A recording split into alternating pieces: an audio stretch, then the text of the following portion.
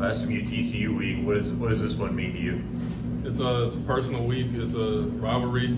Only been here 2 years, but I know what it means to the whole community and all of SMU. Is a big game. How do you balance the rivalry with knowing you're just going in there to try and get a win?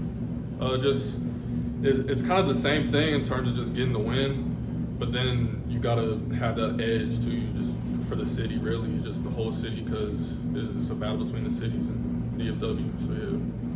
When you've got a bunch of new guys, how have you kind of seen them respond to this rivalry that for a lot of them it'll be their first time playing in it, and for a lot of guys maybe aren't from the area? Yeah, we just gotta just teach them to just have something against purple. Just make something up if you have to, but we have our own reasons why we don't like TCU.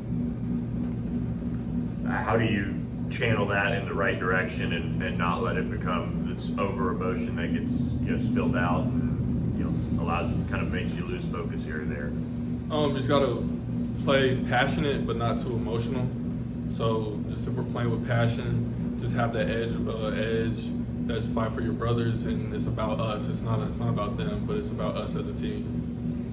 This is the first time in a minute that Nolan's been completely healthy at the beginning of the season. You've got Stone in there as an H-back. What's the whole tight end room and H-back room kind of been like this season as you guys have balanced it all? Yeah, so it's a lot of help having a bunch of guys that can just go in and out, and then Stone coming in there, being a big body and blocking stuff. It's a lot of help.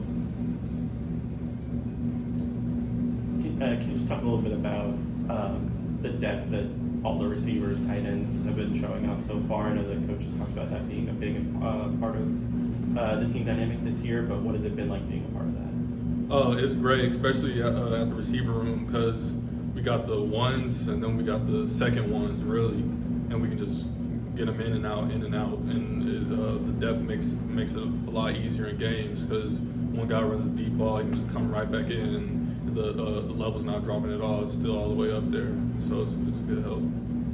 Is this a week? Can you draw on the Oklahoma game at all? Whether it's the environment, whether it's the level of talent across the field from you, or do you kind of have to look at it as a new opponent, new everything? Well, personally, I like the away games. I like the bad environment. That's my favorite part about football, is just going into a bad environment and then just kicking butt. So I love that.